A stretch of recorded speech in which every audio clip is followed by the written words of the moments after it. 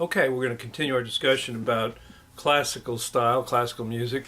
Of course, we're talking about the classical period, and this was the period between 1750, the date of Bach's death, who was the master of the Baroque period, on into 1820, at the close to the end of Beethoven's life. So, 1750, 1820. We're going to compare and contrast again with Baroque. Some of the things that we're going to be listening for: musical characteristics, dynamics. Now we have introduced crescendo and decrescendo. We talked about how crescendo gets louder, decrescendo can get softer, and these are gradual dynamic changes. Although I want to just say that the example we have, the Mozart Symphony Number 39 in E flat major, that particular example has abrupt dynamic changes more than anything that I think are related to dynamics, which is opposed to what I just told you. You don't have a whole lot of gradual dynamics, although this was a classical trait. Composers used it more and more. In the particular example that we have, and this always comes out where it appears to be a contradiction, the particular example that we have has more abrupt dynamic changes. You'll see in the score, and we'll get to that in a minute. Let's continue on with our dry erase board facts here. Form. These composers favored the ABA section with the A starting in one key, and the key would be E flat. And you have the melody that comes in. Let me just play a little bit of this melody, see if I can play it on the guitar.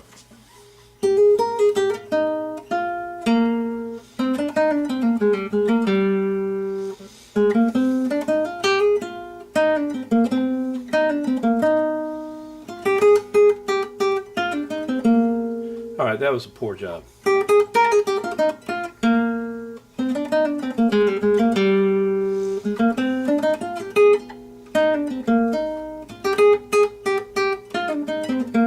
That was a little better. Anyway, there's that's in the key of E flat, and then you have the dominant chord B flat,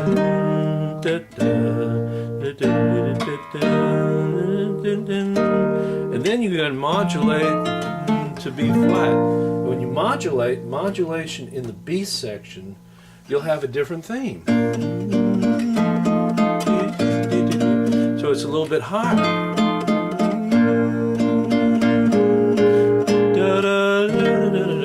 So if that's a little confusing to you, hang in there. We're going to talk about modulation a little more in this period because form becomes a very important aspect. And let me draw your attention to page 238. And they talk about, excuse me, a little bit before that, 236. Music was tonal. The melody predominates, and you can see melody dominates here. And they're mostly diatonic, which would mean all in the scale. Smooth contours, definite phrase structures. And you could hear that when I played that melody just now. Rhythm was, for the most part, uncomplicated and predictable.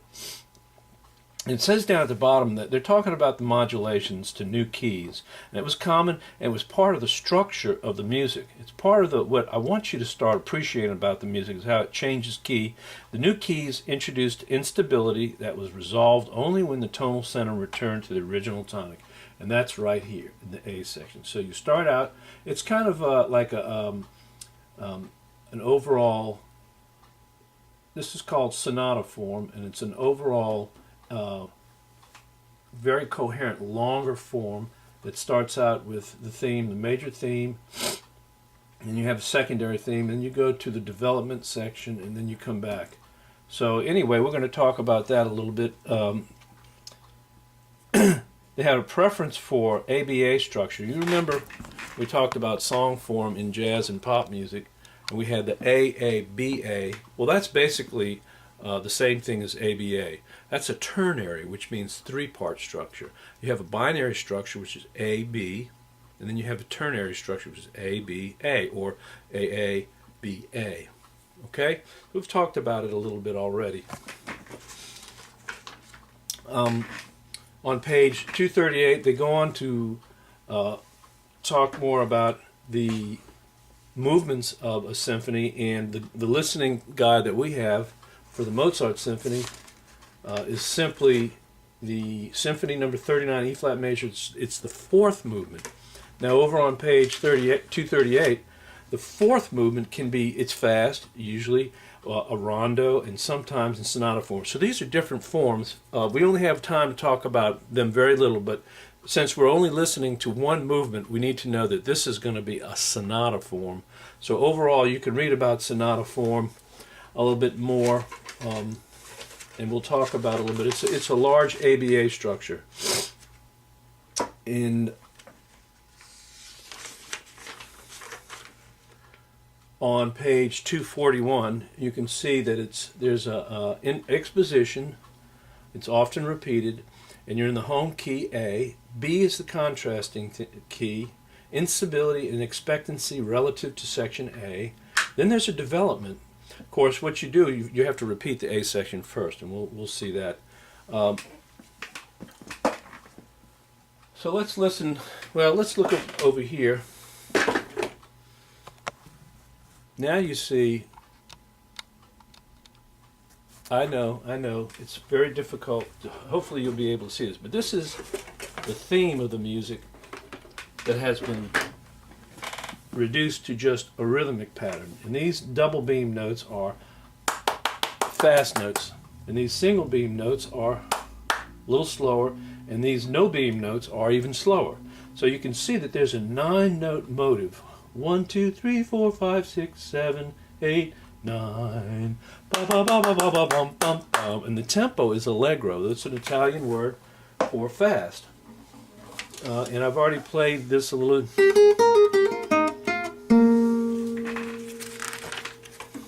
Okay, and then the next phrase starts out like this. So that's the second phrase. It balances out the first phrase. And then the third phrase down here starts out.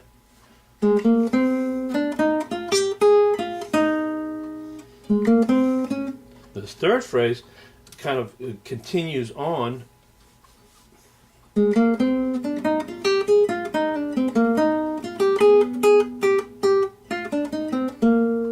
it ends here. And it starts again loud.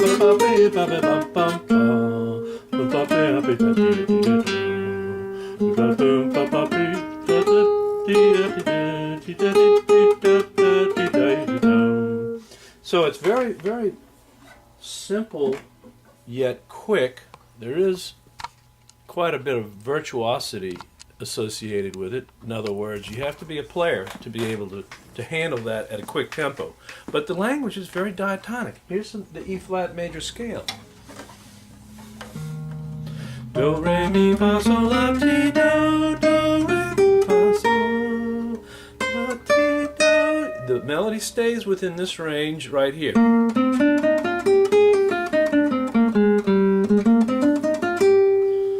Have y'all ever heard?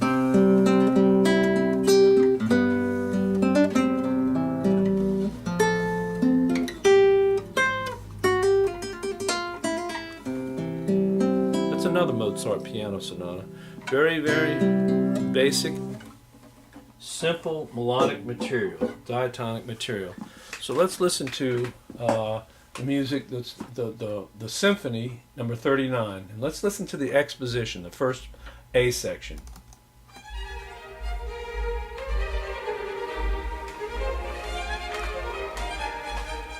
Then loud.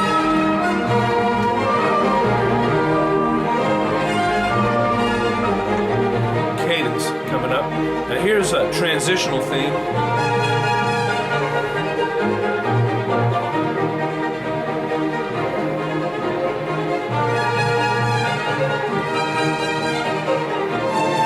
Go into a different key.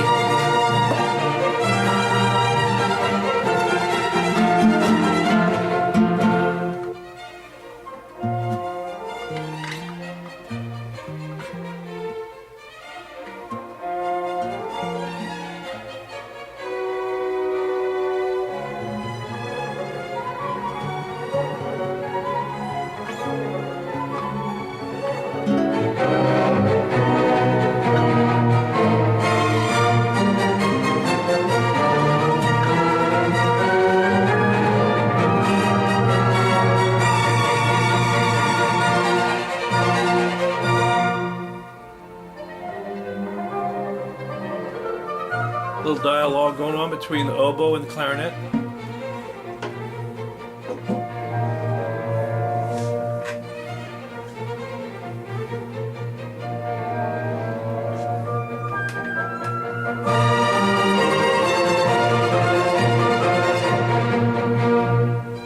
Okay, so that very clear cadence.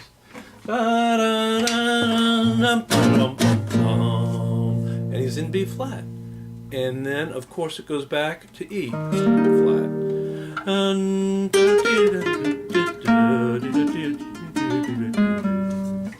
And so, you can hear quite a bit of dialogue going on between the instruments, mostly the string section doing really two things. This first string section, the first violin part, is playing the melody, and the lower string parts in the symphony orchestra is playing more of an accompaniment part that the continuo would have played. There's no more continuo. Do you hear a harpsichord? I don't hear any harpsichord at all. And so the harmony provided by the basso continuo is now provided by the string section, which would be the low violin, low bass and cello, and the violas in the second strings. Of course, sometimes they'll play the melody too, but for the most part, the first string section, the first violin section, is going to play that. Now, after that, they repeat it. Softly here. And then it's kind of abrupt dynamic here.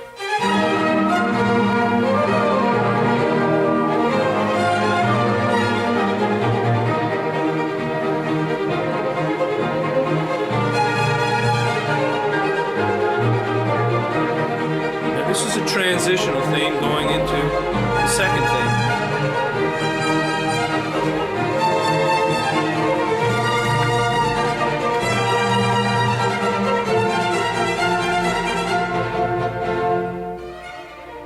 Now here's the second theme.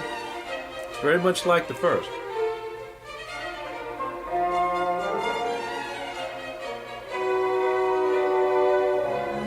Now we hear the dialogue. Flutes and bassoon.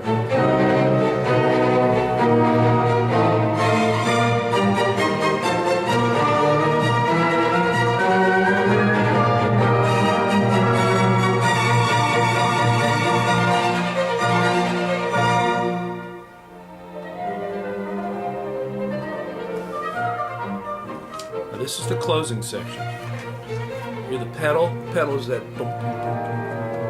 Very simple, repetitive, with the theme, but he's manipulating the theme in a clever way. Very distinct ending, ba-da-da-da-da,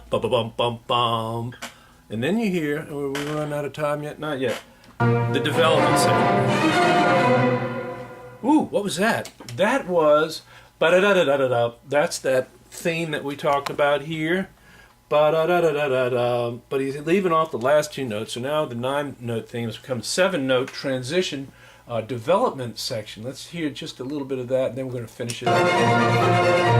Closing of the A section. Now what happens? Listen, it's the theme. Ooh, it's changing, modulating into a minor key.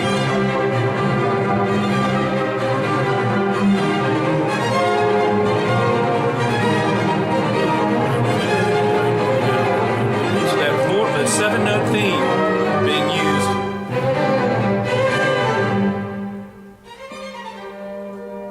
Now the example ends a little bit before, and that's good because we're running out of time.